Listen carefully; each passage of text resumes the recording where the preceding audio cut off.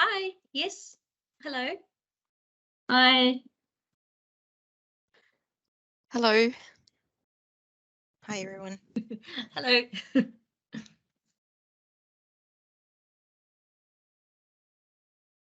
So I guess I've already spoke about my background. I'm very interested to hear your guys' background as well.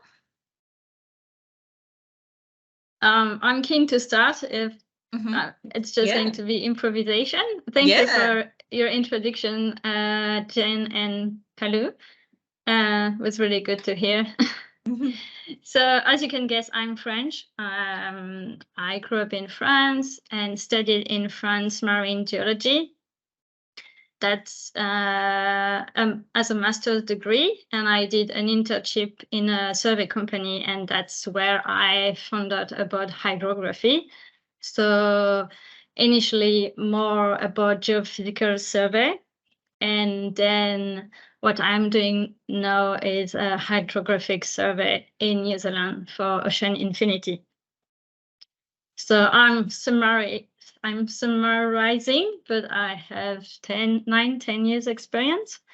And yeah, it's still hard to think why I'm doing that job, but I just love it. And I'm really happy to do what I'm doing. So yeah, it just came like an opportunity and I took it, and I like being at sea and just discovering new data every project. It's always different, and it's amazing what you can find under the sea. We can't imagine sometimes how beautiful it is. So yeah, that's a bit about my experience. Awesome, thank you. Anyone else like to share?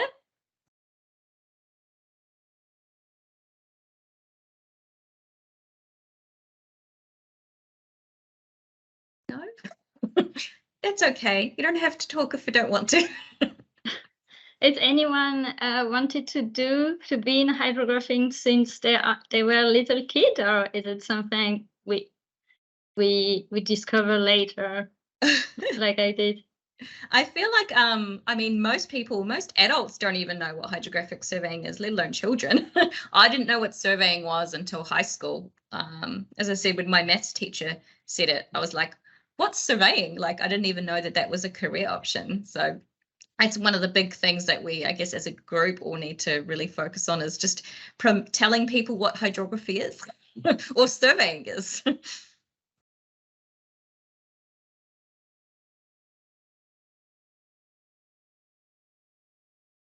Can I make a quick comment and input? This is Sitko Stoller from IMO, from the International Maritime Organization. I'm not an hydrographer, but I admire you guys, all hydrographers and cartographers, because we are very much benefiting from your services to maintain safe navigation. I'm a navigator, I'm a master mariner, so I appreciate what you do every time I navigate. But I want to raise another point. Actually, interestingly, we will have two conferences, two parallel events next week in Cairns, to be hosted by Australia, for which we are grateful. And one of the events is a regional conference of Pacific Women in Maritime Association. So I don't know if any of you is aware of it. So one of the things we will discuss next week, and I'm benefiting from this meeting, I will share information with my colleague tomorrow. One of the new initiatives under IMO's gender program is going to be promoting maritime profession. I don't want to go into details because time might be limited, but we would certainly like to get in touch with you if you are not aware of IMO's gender initiatives, gender program, and we would hugely benefit from your experiences and your inputs, because I think it's a great idea to promote hydrography as part of our initiative when we promote maritime as a profession. We, to be honest, I haven't really thought about hydrography when we discussed all those new initiatives, but I think it's a great idea to also go into details. Having heard from you, because one of the main focus of the new initiative is to address the scope will be primary, secondary schools. It will be not only girls, obviously, it will be boys and girls together, but we will encourage girls to consider maritime profession, and maybe we can open a new window to go into hydrography. It might be really exciting to new generation. What do you think about that? Thank you.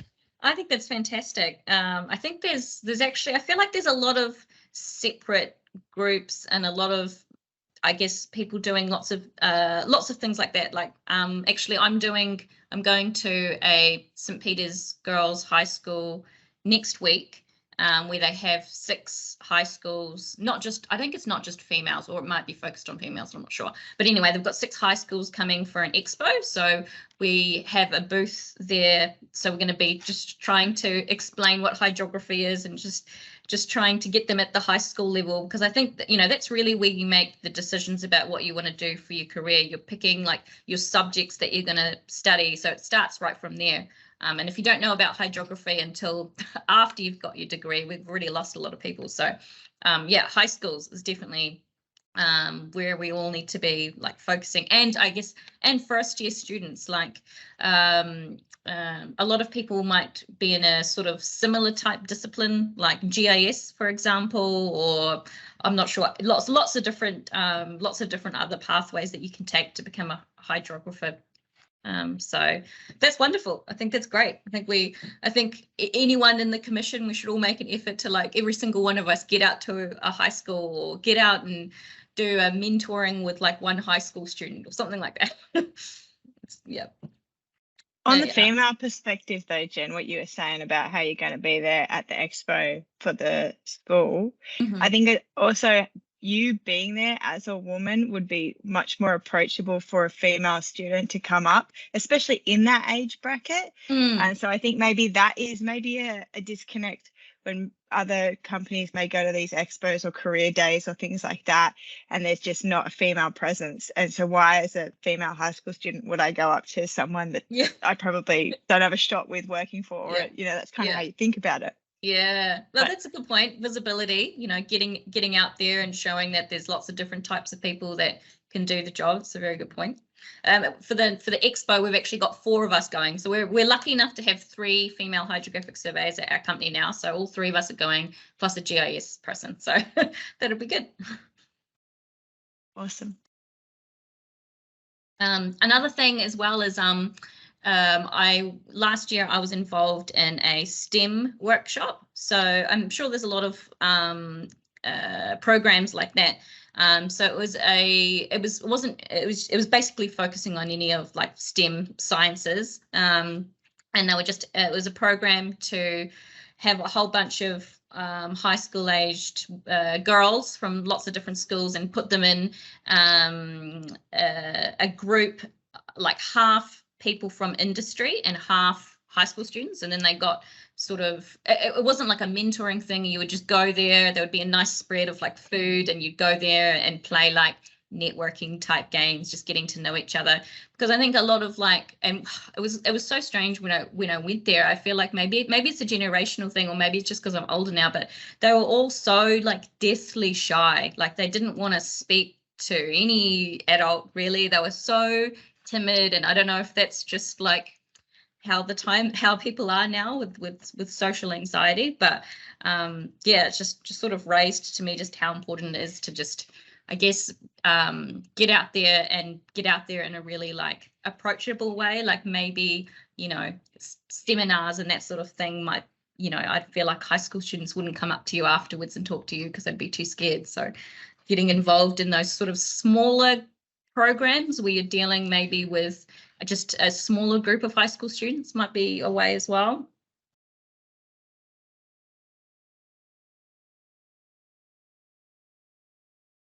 Mm.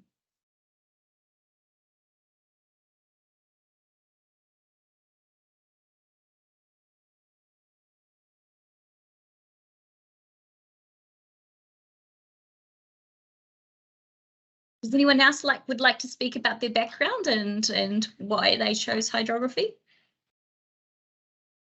Or maybe they didn't choose hydrography. Maybe they chose something else. No. Yeah, I'll go. I'll give it a go.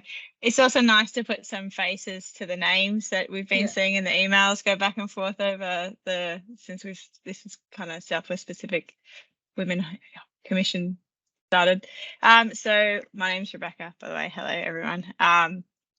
So yeah, I think I'm very similar to a lot of people. Kind of fell into it third year of uni. I was like, marine science, yeah, cool. And then it was like the smallest bit of a lecture, and I was like, that's really cool. Someone like AUVs and ROVs, and I was like, that's pretty cool. So I was like, just started annoying people and finding out more, and then took a couple of subjects like remotely kind of associated with it, you know, because it's like the basic stuff they offer.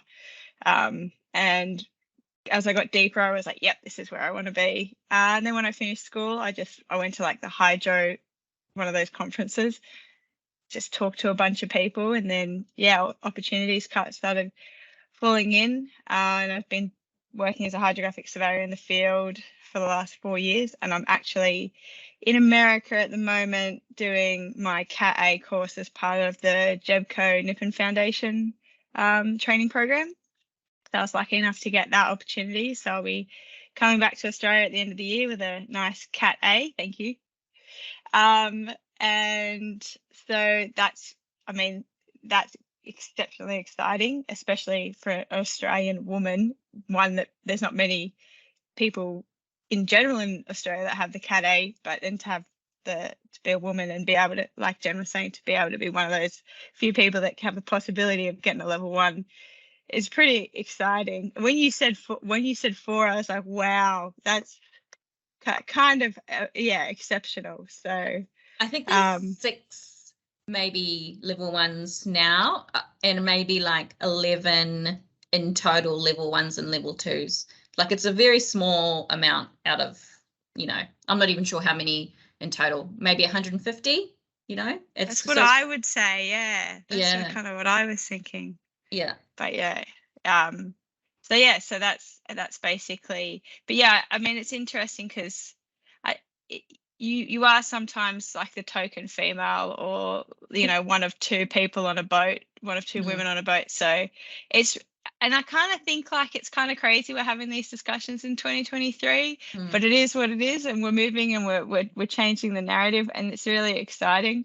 And I think the other really cool thing is the network that we're creating of all these amazing women with such diverse roles that we get to bounce off and engage with and see how, you know, see what, you know, they're like, exactly what we're doing, like listen to their stories and go on the journey. And it's also because when you're in it, you're like, oh my gosh, it's so small, why am I the only one? And then now we've got this network, it's like, oh no, I'm not, it's just that we're so sparsely set around the place, and so it's nice.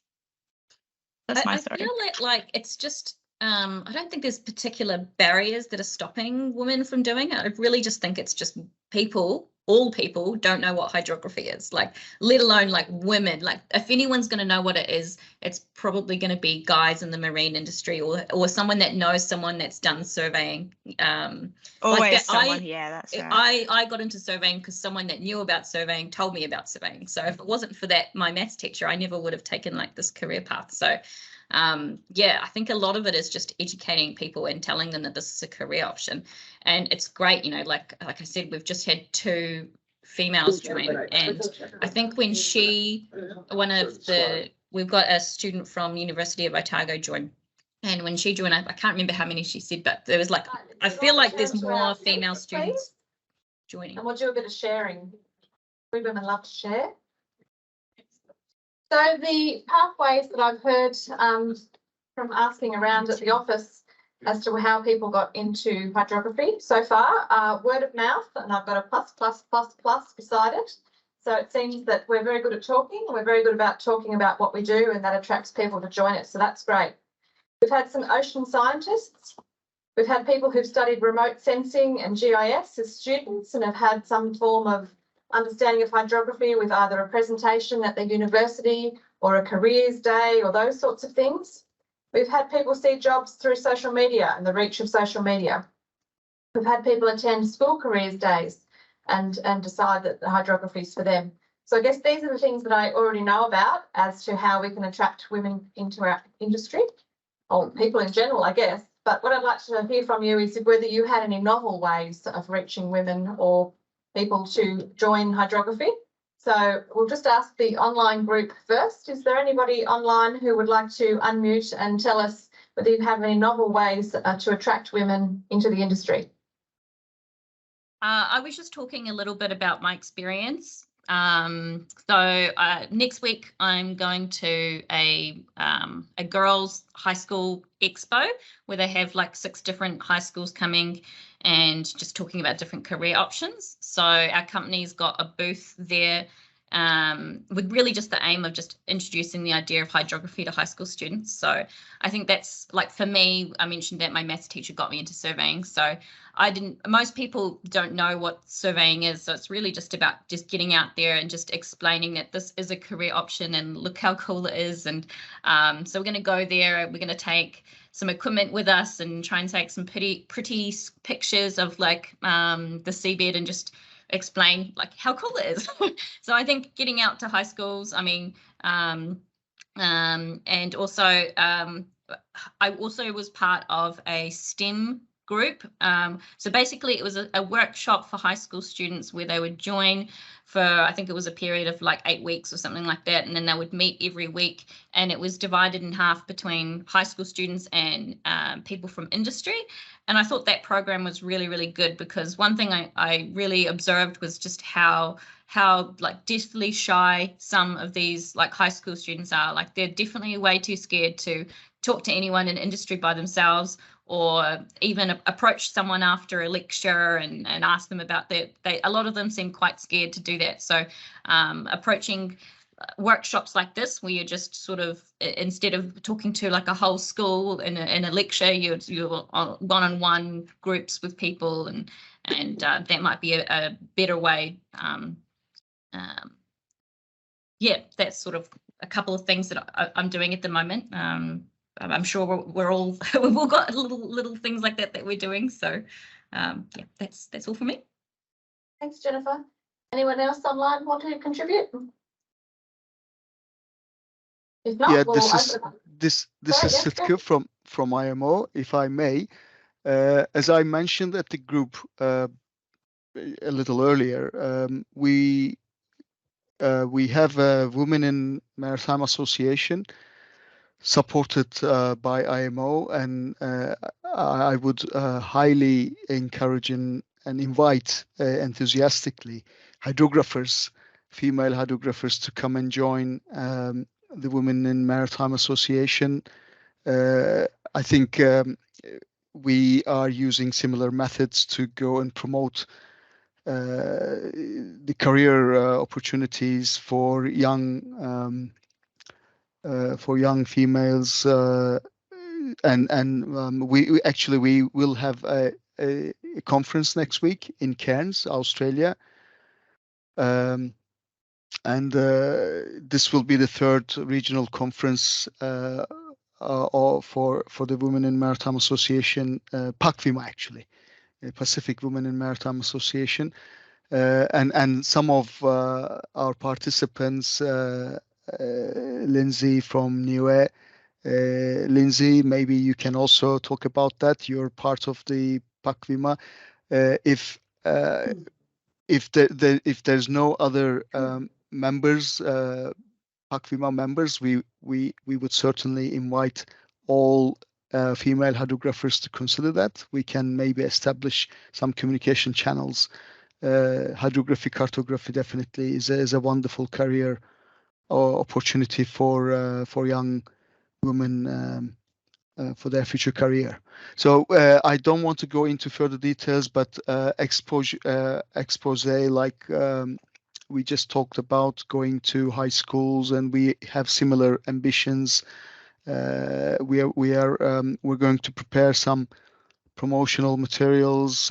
We have various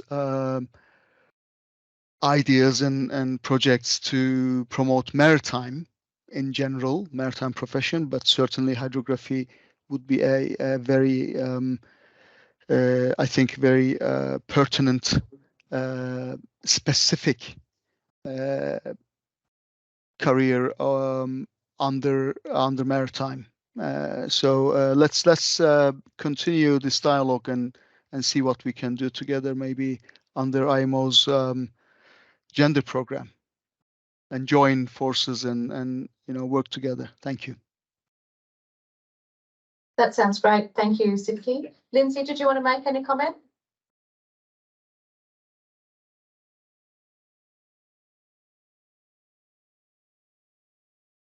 Right, well, I might hand it over to anyone in the room. Does anybody in the room have any novel ways of attracting women into hydrography?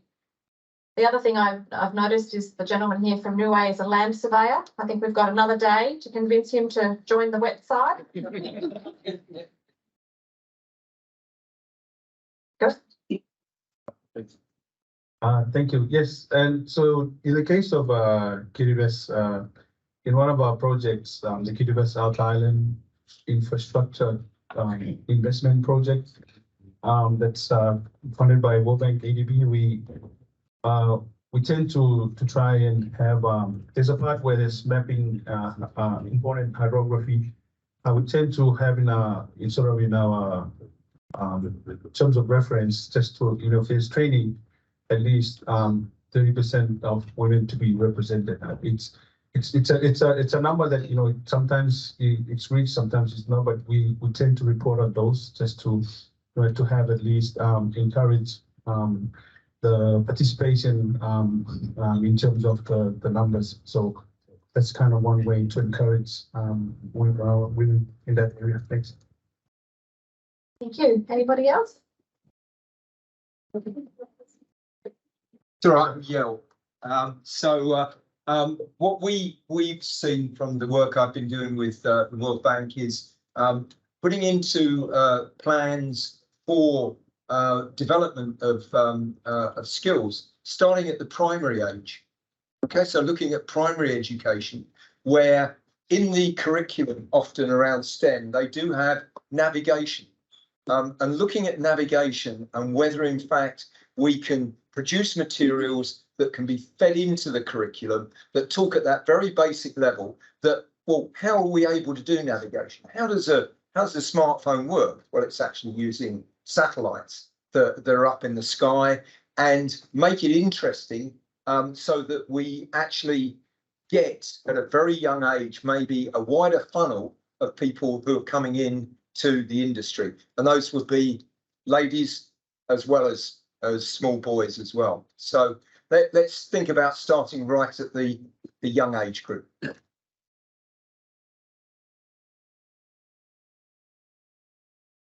Yeah, hi. Sorry,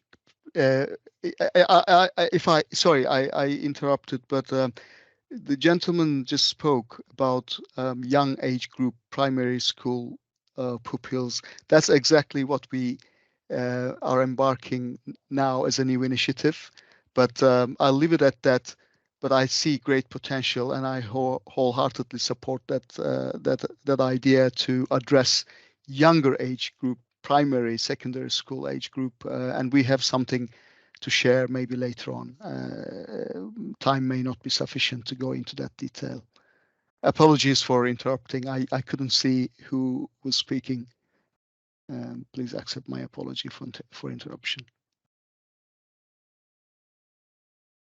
Yeah, I just wanted to mention a couple of things that we do, and it is kind of reiterating the younger engagement.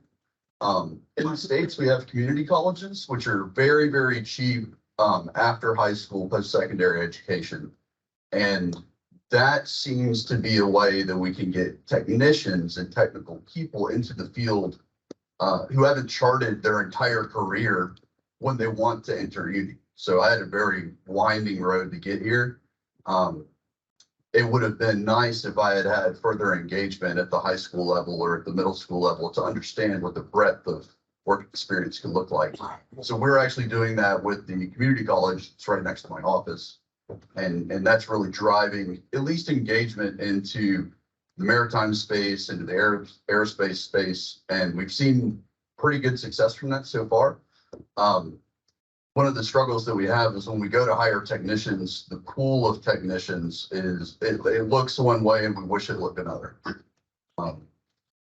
Just one more piece from the way that we approach the hiring process is that it's just broadly called inclusion, and we have inclusion targets. So every time I go to make a hire, I have an inclusivity target for candidates that are presented to me that is 50%. So it's a minimum of 50% for recruiters to present to me hiring inclusive hires. And that's worked out really well as well. It's increased our inclusivity in the firm dramatically in the last 6 years. Thanks, Hilary.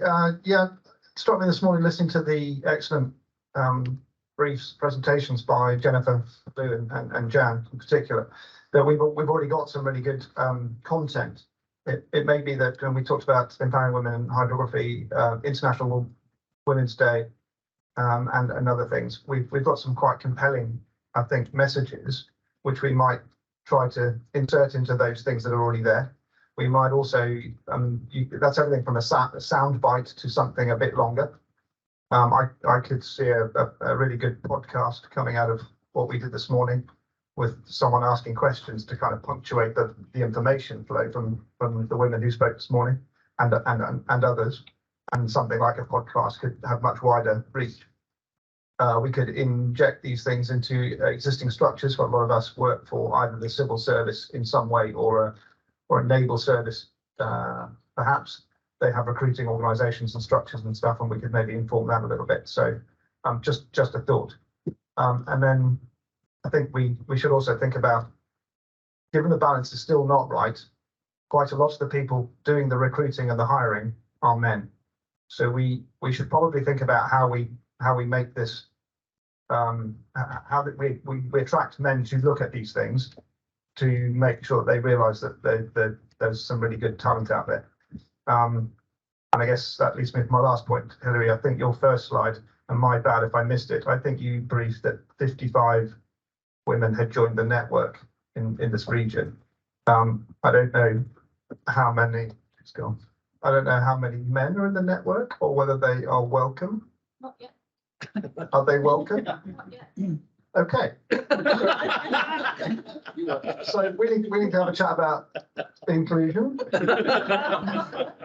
versus exclusion. And what I'm going with this is I'm more than happy to join. I'm a volunteer to join, if that would be helpful. I have a reverse mentor in the UK. My reverse mentor is a young woman, and I have learnt lots. And so hand up, I'll join the network when it's ready for men to join. Thank you.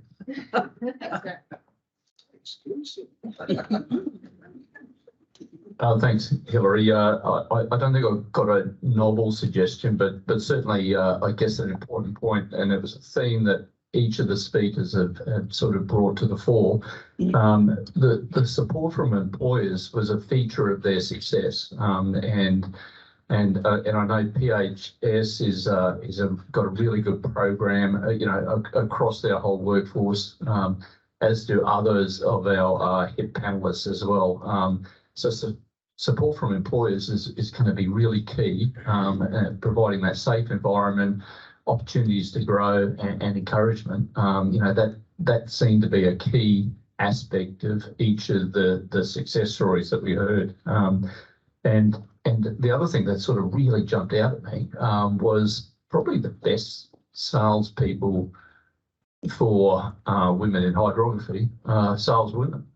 You know, they really, really great stories and really inspiring. And you know, if we look at Jennifer and her approach and her involvement with schools and different networks and everything like that, you know, hydrography is a great line of work. It should be very easy to sell, and it just needs the right salesperson or maybe a saleswoman to get the message to a particular work group. Thank you. Thanks, Stu.